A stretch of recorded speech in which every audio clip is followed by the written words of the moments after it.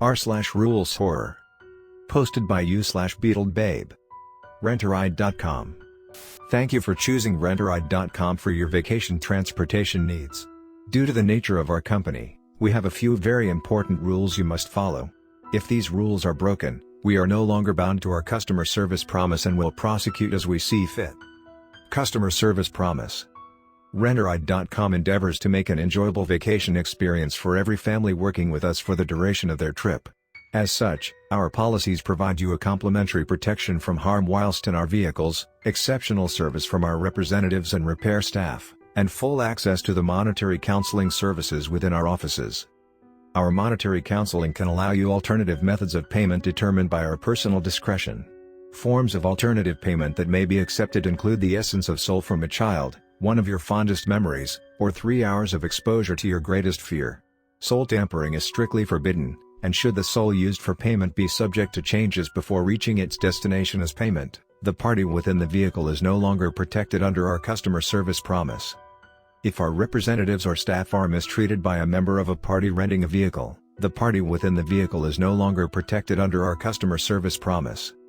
To be sure you are not in violation of our rules, and thus covered by our customer service promise, feel free to call our toll-free number, redacted. A customer service representative will answer your question to the best of their ability.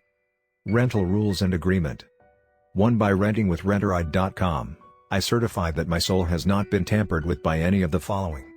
A. Demonic possession. B. Hosting an unholy presence, X. Summoning rituals. C. Corrupting or attempting to corrupt a soul, X. Abuse of any kind. Should tampering be found with the souls of any members of your party, they are not covered by our customer service promise. Their ashes will not be returned to their families. They are filthy. 2. By renting with Renteride.com, I agree to not interact with employees in blue or white shirts within the offices. By interacting with employees wearing these colors, you or other members of your party could be subject to soul tampering. Please refer to Section 1 of the Rental Rules and Agreement. 3. By renting with Renteride.com, I certify that I am binding my soul to my contract until the end of my rental period. I understand that if any members of my party cannot consent to the binding of their souls, my soul will be held as compensation for theirs until my dues are paid. 4. I understand that if I cause damage to any vehicle I am provided by Renteride.com, I will not press charges or demand medical bills to be paid by Renteride.com. Should I damage property of Renteride.com in any way, shape, or form, I will vacate the vehicle as quickly as possible and call a representative to determine the greatness and duration of the sacrifice required to retain my soul. Should I fail to make this call, I agree to abstain from signing any underworld contracts with Beelzebub, Lilith, or Baal against Renteride.com. Should I sign one of these agreements, I understand that my soul is forfeit. 5. By renting with Renteride.com, I understand that if I am in violation of any aforementioned rules, I am not entitled to compensation of any kind. Should I request compensation, I understand that the waste disposal system has been modified to handle biological waste products and understand that it will not rest until I have been properly disposed of and incinerated to acquire my soul. 6. By renting with Renteride.com, I confirm that none of my relatives have rented with Renteride.com and disappeared whilst on their trip. If any members of my party are related to a missing person who once used Renteride, I accept the possibility that I will lose that member or members of my party to soul tampering. Should their soul be tampered with, I understand the purpose of the waste disposal system mentioned in Section 5 of the Rental Rules and Agreement. Thank you for choosing Renteride. Please sign this agreement and return it to your Renteride office of choice to receive your ride. We will know how to accommodate you best, we promise. Renteride HQ. Next story of this video. Posted by you/Mananamumu. My first day on the job was almost my last. Rule 1, don't take it home. Watching my dad slowly slip into depression as a loved and respected cop before finally putting one through his tattoo of my baby sister's name on the back of his head, I knew I had to have certain rules I followed before following in his footsteps, if I didn't want to follow in them entirely. I thought the first rule was my most important. But it wasn't. It was my second rule. Rule 2, don't take it personally. It started 3 days ago, when I got the worst call of my life. Or worst call I could imagine before. Don't worry, we'll get there soon enough. 3 days prior. Hey Deke. I turned around and saw Cindy. We've gone on a couple of dates and she's pretty awesome. Let me fuck her on the first date and everything. But don't tell her I told you that. Hey Cindy, glad you could make it. Is this really the place? She said, looking at the worn-down industrial building tucked away at the back of a maze of alleys and homeless shit. Yeah, don't worry. My friend Ivan is DJing. He said it's the new big thing. Bringing life and celebration where there is only sadness and death. Or whatever, I don't know. The drugs should be pretty sick. The D word got her in the door. Also what got me into her pants the weekend before. I stopped as I entered, however. It looked like a dungeon from a medieval torture room. Weapons all over the walls, weird-ass devices all around. Something about it weirded me the fuck out. I took Cindy's hand, thinking about what to tell her to get her out of here, since I didn't have drugs on me. Well, not the drugs I wanted to share with her. My good stuff was always just for me. Yo Deke, pretty fucking sick, right? I turned around to see Ivan. I made friends with him the year before when I was still enrolled in school. He was the chillest drug dealer I've ever met. Friends with everyone, was pretty giving with his drugs, even the good stuff, and he had free shows on the weekend. My whole class fucking loved the guy. Maybe a little too much since like half of us dropped out of school thanks to the drugs we got from him, but whatever, YOLO. Hey, I think I see a lot of them here. Kind of like a fucked up high school reunion.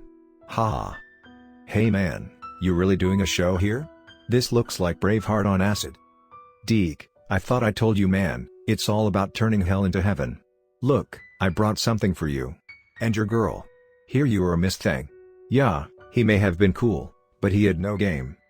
He reached out and dropped one pill in each hand. On it I could see the letters DH. I was about to ask him what it meant when I looked up and saw him walking to the stage. Guess the show was about to start.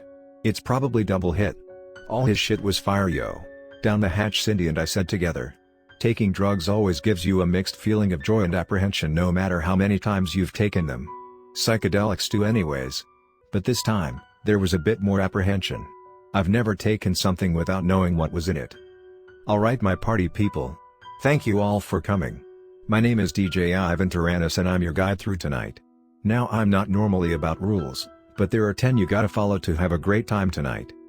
The music hit and so did the drug. Rule 10. Whenever you feel bad, just look at me, look at me, look at me, look at me. I didn't notice before, but his head was pretty big. Calmed me down some. This was fucking Ivan.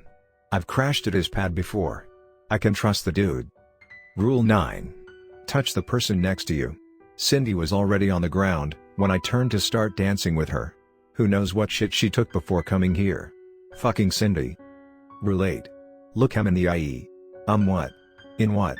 Her eye? Which eye? Her left, her right, or the one with teeth? What the fuck is this shit? Rule 7. Say goodbye. What the fuck was that voice? I looked around for it and saw everyone was doing the same. That didn't come from fucking Ivan. Did it? Rule 6. Remember rule number 10. Y'all, it was strong stuff I gave you. Just look at me. You'll feel better. He was right. His pointy ears and big head made me feel so much better. Even if I couldn't see his face too well anymore. Fuck Cindy, how much shit did you take? You've been on the ground this whole time. Rule 5. Everybody look up. The screaming started. Falling to the ground were the weapons from earlier. One almost hit Cindy in the fucking head. And a few did hit some other people. The fuck, Ivan? Rule 4. It sounded like an explosion behind me. People were running all over the place screaming. One big guy picked up an axe and started swinging it at whoever was close to him, obviously tripping the fuck out. Saw him cave a girl's head it. Please tell me I'm just fucking tripping. Rule 3. Look at me. I turned towards Ivan. Was this all a joke? Ivan wasn't there. I did not fucking feel okay.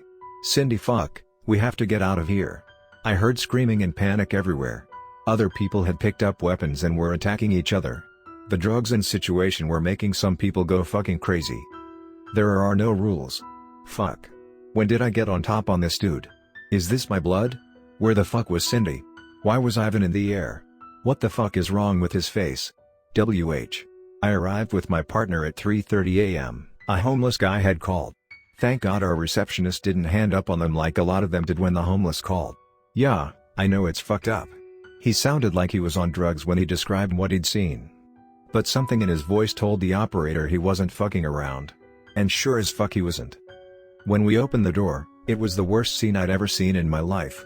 Bodies were everywhere. Well, pieces anyways.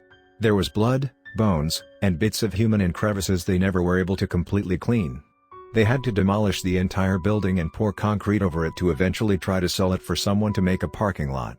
No one was alive. I knew that for sure. Well, I was wrong. Sanchez, Gomez, my partner, said to me, "Help me. I found a live one." It was a girl. I'd later find out her name was Cindy. She had gone with a guy named Deke the night before. The rest was too much of a blur for her, which was understandable, considering the amount of drugs this girl had in her system. Ironic, huh? The drugs she took before the party saved her ass.